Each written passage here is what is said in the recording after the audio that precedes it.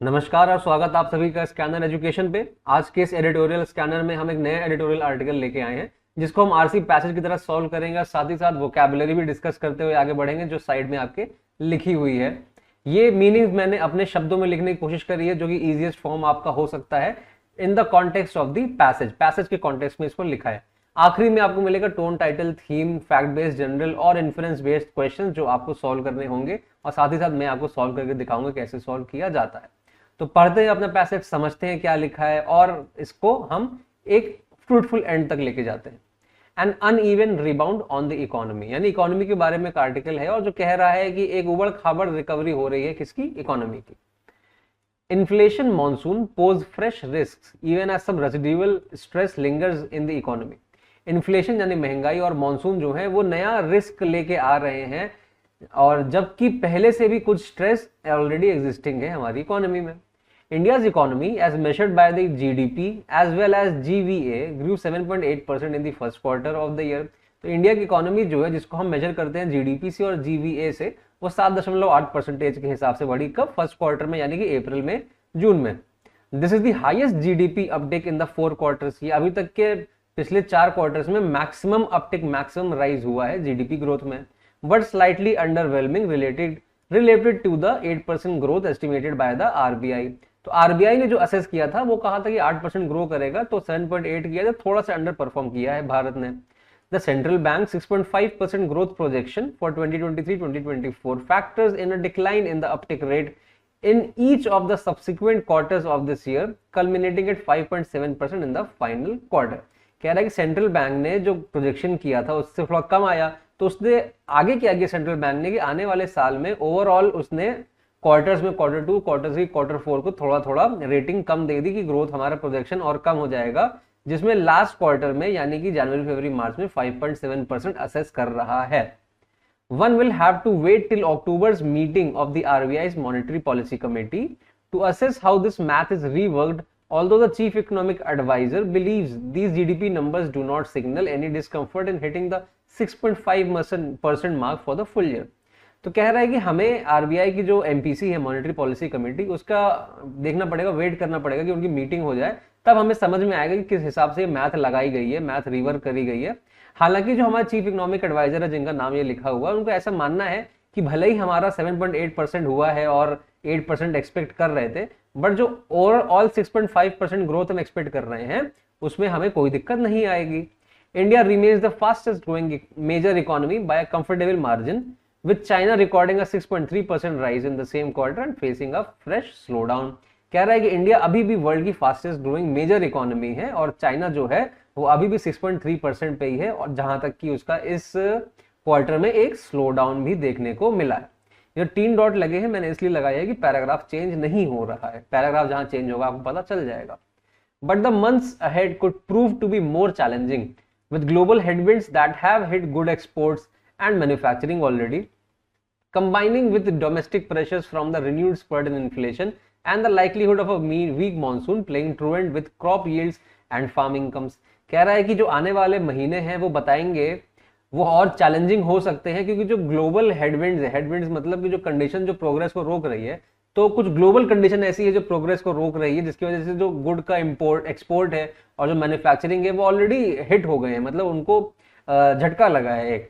और इसी को जब कंबाइन करते हैं डोमेस्टिक प्रेशर से, यानी अभी ग्लोबल प्रेशर की बात हुई, अब डोमेस्टिक प्रेशर जो इंडिया के अंदर है उसमें प्रेशर क्या है कि इन्फ्लेशन बढ़ गया है और वो मॉनसून जो वीक हो रहा है, इसकी वजह से क्या हो सकता है कि फार्म इनकम पे कमी आ सकती है और क्रॉप यील्ड कम हो सकता है, तो ओवरऑल इकोनॉमी का ग्रोथ आउटलुक हमारा हल्का पड़ सकता है। अब farm sector GVA maintained its growth pace to rise 3.5% in Q1, but may taper off thanks to the monsoon's tepid progress and the fear that low reservoir levels may also hurt the rabi crop। जो farm sector का gross value added है उसने अपना growth pace को क्या maintain रखा है, 3.5% ही maintain रखा है Q1 में, बट ये वीक हो सकता है। क्यों? क्योंकि मानसून जो है वो हल्का हो रहा है और जो पानी जहां से इरिगेशन के लिए इस्तेमाल किया था उसका अगर कम हो गया, वो क्वांटिटी कम हो गई, वहां पे उसका लेवल कम हो गया, तो राबी क्रॉप जो आने वाले हैं उसमें भी दिक्कतें आएंगी। The headline growth rates for the services sector were robust।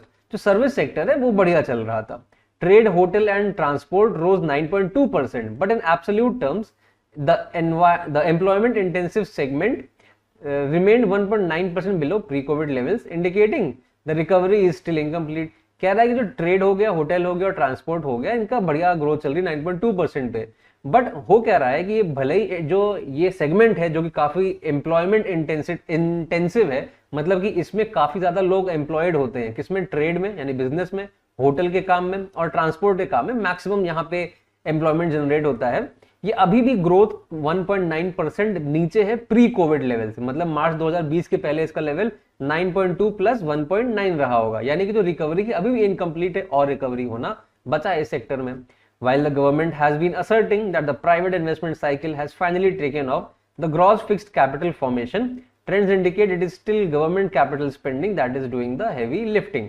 कह रहा है कि भले ही सरकार कह रही है कि अब प्राइवेट इन्वेस्टमेंट साइकिल फाइनली आ गया है, जो निवेश हो रहा है वो जो निजी निवेश, प्राइवेट निवेश हो रहा है वो फाइनली शुरू हो गया, बट जो ट्रेंड है वो क्या इंडिकेट करता है कि सरकार जो खर्चा कर रही है उसकी वजह से सारे प्रोग्रेस हो रही है हमारे इकोनॉमी में अभी। ठीक है, अच्छा, जहां भी इस तरह के वर्ड आते हैं, कैपिटल फॉर्मेशन, ठीक है, इन्वेस्टमेंट साइकिल, इन सबसे टेंशन मत लिया करो, ये स्पेशलाइज वोकैबुलरी है, हमारे आरसी में उतना उसका लोड नहीं लेना है आपको, आप क्वेश्चंस वैसे भी सॉल्व करके लेके चले जाओगे। Next, manufacturing GVA grew for the second successive quarter after 6 months of contraction, but only accelerated slightly from 4.5% to 4.7%. So a broader rebound in consumption demand is likely still awaited. कह रहा है जो manufacturing sector का GVA है वो लगातार दूसरे quarter grow किया है, यानी अप्रैल में जून की अगर बात हो रही है तो जनवरी फरवरी मार्च में ग्रो किया, अप्रैल में जून में भी ग्रो किया, ठीक है, बट ज्यादा एक्सेलरेट नहीं किया है। क्यों? क्योंकि वो 4.5 से 4.7 ही गया है, तो ब्रॉडर रिबाउंड अभी भी वेटेड है। Private consumption spending rose 6%, but economist believe this is still dominated by demand from high income earners. जो प्राइवेट कंजम्पशन है वो रोज राइज कर रही है, कितना, 6% से, बट ऐसा इकोनॉमिस्ट का मानना है कि जो डिमांड है ये क्यों आ रही है, जो हाई इनकम अर्नर है वो खर्चा कर रहे हैं इसलिए डिमांड आ रही है, ना कि मिडिल और लो income earner. Depending on how long the current streak of spiked inflation, especially in food item, persist, demand from lower income segment could be dented afresh. अब इस पे डिपेंड करता है किस चीज पे, कि जो स्ट्रीक आई, लड़ी आई है इन्फ्लेशन में बढ़ोतरी की, खास तौर से फूड आइटम में, ये डिसाइड करेगा कि लोअर इनकम सेगमेंट जो है वो फिर से डेंटेड, नया फिर से इस पे चोट आएगी कि नहीं आएगी, कि अगर इन्फ्लेशन कंटिन्यू रहा तो बिल्कुल फिर से चोट आएगी लोअर इनकम सेगमेंट पे, और अगर कंटिन्यू नहीं रहा तो फिर थोड़ा सा स्टेबलाइज हो सकते हैं। A feeble recovery in rural demand could also come undone if farm incomes take a hit. अच्छा, जो रिकवरी हो भी रही है रूरल डिमांड में वो फिर से सब गड़बड़ा जाएगी अगर फार्म इनकम जो है वो टेक अ हिट कर लेते हैं, मतलब वो उनको चोट लग जाती है, तो बैडली इफेक्ट होते हैं। तो intervention to counter inflation such as export curbs on the rice and onions will hurt growth and external trade balance, while relief measures such as the 200 rupee cut in LPG cylinder prices that may proliferate ahead of the general election also pose risk to the fiscal math and growth. ये देखो, ये क्या कह रहा है कि देखो inflation को काउंटर करने के लिए जो इंटरवेंशन हो रहा है, जो इंटरवीन किया रहा है, इंटरफियरेंस किया रहा है, किसकी तरफ से, सरकार की तरफ से, किस तरह के फॉर्म में, जैसे एक्सपोर्ट कर्व लगा दिया किस पे, राइस पे और अनियन पे, ये भी हमारे ग्रोथ को हर्ट करेंगे और ट्रेड बैलेंस को थोड़ा हिला देंगे। और साथ ही साथ ये जो 200 रुपए कम किया गया एलपीजी सिलेंडर में, जिसके प्राइस बढ़ने का काफी श्योरिटी, ऐसा ऑथर कह रहा है, जनरल इलेक्शन यानी कि सेंट्रल इलेक्शन के पहले ये भी रिस्क पोज करता है, क्लेम करता है किसके सामने, हमारे फिस्कल मैथ यानी इकोनॉमिक मैथ को और इंडिया की ग्रोथ के प्रोस्पेक्ट को। तो एक बड़ा ही एनालिटिकल सा फील आया हमें, हमने देखा कि यहाँ पे केवल ऑथर जो है कुछ मेजर क्रिटिसिज्म नहीं कर रहा है, किसी की निंदा नहीं कर रहा है, बता रहे कि ये ऐसा हुआ है और सतर्कता बरतने की बात यहाँ पे कर रहा है, ऐसा मुझे महसूस हुआ पढ़ते पढ़ते। तो पहला क्वेश्चन क्या है, what is the predominant tone of the passage. अब की बार मैं इस क्वेश्चन को सॉल्व नहीं करूंगा, आप मुझे कमेंट करके बताओ कि आपके हिसाब से इन चारों में से कौन सा ऑप्शन सही है। बस ये याद दिला दूं, अगर पॉजिटिव, नेगेटिव और न्यूट्रल असेस करना है, इसमें से जो क्लोजेस्ट मिले आपको कर लो। और जब आपको मल्टीपल वर्ड्स मिल जाए तो इंडिपेंडेंटली हर को देखना, क्या ऐसा है ऐसा है, अगर दोनों वर्ड होंगे, अब मान लो ये है, अगर ये दोनों है तभी ये वाला ऑप्शन सही होगा इस केस में, ठीक है। तो आप इसको कमेंट करके मुझे बताना, मैं देखूंगा। फिर what is the central idea is explored in the passage, मतलब सेंट्रल आइडिया क्या है, थीम क्या है इस पैसेज की, तो ये भी मैं आपको सजेस्ट कर रहा हूं कि आप इसको मुझे कमेंट में लिख के बताओ। अब की बार मैं चेक करूंगा कि आप कुछ सीख रहे हो कि नहीं सीख रहे हो मुझसे। आंसर बहुत सिंपल है, एकदम अपफ्रंट है, दिख रहा है मुझे भी यहाँ पे, आप देख के बताओ आपको दिख रहा है कि नहीं, ठीक है। हर क्वेश्चन, हर स्टेटमेंट के पास जाओ, इसके इसके इसके इसके, और देखो कि क्या इसके बारे में बात हुई है। अगर बात हुई है तो पैसेज में पूरी तरीके से इसके बारे में बात हुई है या केवल एक ही जगह बात हुई है। अगर एक ही जगह बात हुई है तो फिर तो गलत आंसर है, और अगर पूरे पैसेज में हर जगह फिट हो जा रहा है कि हाँ बात हुई है, तो वो सही आंसर हो जाएगा। अब देखो, which of the following factors pose challenges to India's economy as mentioned in the passage. अब इसमें से कौन कौन से ऐसे फैक्टर्स हैं जो इंडिया की इकोनॉमी को चैलेंज करते हैं, जो कि पैसेज में मेंशन है। Weak monsoon affecting crop yield and farm income. अगर वीक मानसून आएगा तो क्या होगा, क्रॉप यील्ड कम हो जाएगी, अफेक्ट हो जाएगी, और फार्म इनकम अफेक्ट हो जाएगी। हाँ, इसके बारे में बात हो रखी है एकदम clearly. Robust growth in employment intensive segment. क्या ये चैलेंज पोज करता है क्या कि रोबस्ट ग्रोथ मतलब अच्छी ग्रोथ हो रही है अगर एम्प्लॉयमेंट इंटेंसिव सेगमेंट में, तो क्या कोई चैलेंज है? ये कोई चैलेंज नहीं है इकोनॉमी के लिए, ये एक एक बेनिफिशियल फैक्टर है। चाइना की रैपिड इकोनॉमिक एक्सपेंशन। क्या चाइना के रैपिड इकोनॉमिक एक्सपेंशन से क्या इंडिया को चैलेंज कोई पोज हो रहा है? अगर लॉजिकली अगर हो भी रहा होगा तो क्या पैसेज में लिखा है? पैसेज में अगर नहीं लिखा है तो मानोगे, क्योंकि पैसेज आपका होता है भगवान। अगर पैसेज में नहीं लिखा है तो आप इसको यहां पे नहीं मानोगे। फिर a decline in inflation rates, इसके बारे में कोई बात नहीं हुई है पैसेज में, तो डिक्लाइन नहीं इंक्रीज की बात हुई है इन्फ्लेशन रेट्स की। तो ऑप्शन क्या है हमारा, केवल ए ऑप्शन कहां पे है हमारा, ये हो जाता है, ठीक है। नेक्स्ट, अच्छा जैसे बी आप एलिमिनेट कर गए थे, तो अब वैसे भी बी यहाँ यहाँ यहाँ है नहीं, तो एक ही ऑप्शन बच रहा था, ऐसे भी आप कर सकते हो। What can be inferred about India's GDP growth compared to China's from the passage? India की जीडीपी ग्रोथ को अगर कंपेयर करें चाइना से तो क्या मिलता है हमें? इंडिया की जो जीडीपी थी वो सरपास कर जा रही चाइना Q1 में, हाँ ये तो बात करी गई है।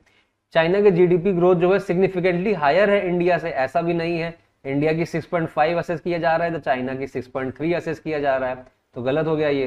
इंडिया की जीडीपी ग्रोथ सेम है चाइना से, बिल्कुल भी नहीं, और जीडीपी ग्रोथ कम है चाइना की, ऐसा नहीं है। चाइना की कम नहीं, इंडिया की जीडीपी ग्रोथ जो है वो डिक्लाइन कर रही है, चाइना की राइज कर रही है, ऐसा भी कहीं नहीं लिखा है। तो एक आंसर बचता है, ए को मार्क करेंगे और हम आगे बढ़ जाएंगे।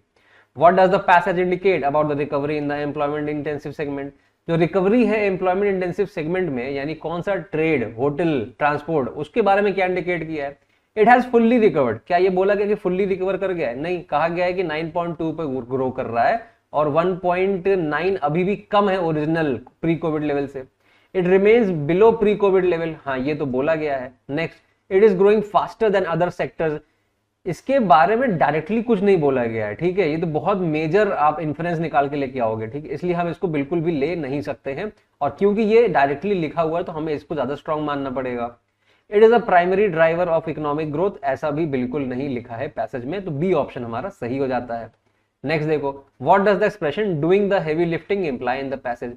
हेवी लिफ्टिंग करना के बारे में क्या लिखा है पैसेज में? हेवी लिफ्टिंग मतलब क्या होता है? मेहनत करना। तो मेहनत करने के बारे में क्या लिखा है? Physically lifting heavy object. Physically lifting मतलब खुद जाके भारी सामान उठा रहे हो, नहीं ये नहीं लिखा है। पैसेज के कॉन्टेक्स्ट में बताना है। Contributing the most effort, maximum effort लगाने वाली चीज, हाँ इसके बारे में बात हुई है कि सरकार की स्पेंडिंग ही सारी हेवी लिफ्टिंग कर रही है, मतलब सरकार की स्पेंडिंग ही सबसे ज्यादा कंट्रीब्यूट कर रही है एफर्ट में।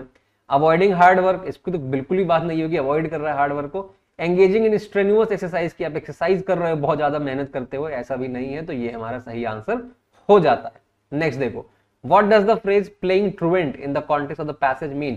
प्लेइंग ट्रूवेंट, देखो ट्रूवेंट का मतलब क्या होता है? जो इंसान स्कूल में होना चाहिए, कहां? स्कूल में, वो वहां से अगर भाग जाए, बंक मार ले, जब ये बंक मारता है तो वो क्या कहलाता है? ट्रूवेंट। और इस एक्टिविटी को कहते हैं प्ले ट्रूवेंट। अब इसको किस चीज से कॉन्टेक्स्ट में बोला गया है? मॉनसून के कॉन्टेक्स्ट में बोला गया। अगर मॉनसून के कॉन्टेक्स्ट में बोला है तो क्या होना चाहिए कि वो क्या है? मॉनसून ने बंक मार दिया है, ठीक है। तो being absent where it should be present, हाँ ये हो सकता है। बीइंग डिसऑनेस्ट, डिसऑनेस्टी के बारे में नहीं। टेकिंग अ रिस्क, रिस्क के बारे में नहीं। स्टेइंग कमिटेड, कमिटमेंट के बारे में नहीं। तो एक ही हमारा ऑप्शन है ए, इसको आप मार्क करके आगे बढ़ जाओगे। Based on the information in the passage, what impact could a weak monsoon have on India's economy? अगर वीक मॉनसून आएगा तो इंडिया इकोनॉमी में क्या होगा? It may lead to higher agriculture read, agricultural yield बढ़ जाएगी क्या? ऐसा बिल्कुल नहीं है। It could negatively affect crop yield and farm income, crop yield को कम कर देगा, हाँ। फार्म इनकम कम हो जाएगी, हाँ, तो बी ऑप्शन सही। It will boost consumer spending, spending बढ़ जाएगी कंज्यूमर की अगर मानसून कम आएगा? नहीं, मानसून अगर आएगा कम तो महंगाई, इन्फ्लेशन बढ़ जाएगी, तो स्पेंडिंग कम हो जाएगी, ये लिखा है पैसेज में, तो ये नहीं होगा। It will have no significant impact on the economy, कोई इंपैक्ट नहीं आएगा, ऐसा भी नहीं लिखा है, तो हमारा आंसर बी हो जाता है। 9 क्या कह रहा है, what does the passage imply about the private consumption spending in India, private consumption के बारे में क्या कहा गया है, private consumption spending has declined significantly, नहीं ऐसा नहीं कहा है। Private consumption spending is mainly driven by low income earner, क्या low income earner private spending को लेके आ रहे हैं, प्राइवेट कंजम्पशन को, जी नहीं, बताया गया है उसमें हाई इनकम अर्नर लेके आते हैं। स्पेंडिंग इज रोबस्ट, ठीक है, and driven by high income earner, directly एक स्टेटमेंट में ये लिखा हुआ है, पूरा पूरा फैक्ट बेस्ड है। Private consumption spending has no impact on the economy, अगर इकोनॉमी पे इम्पैक्ट नहीं होता पैसेज में मेंशन ही ना करते, अगर आप इकोनॉमी की बात कर रहे हो, तो सी हमारा ऑप्शन हो जाता है।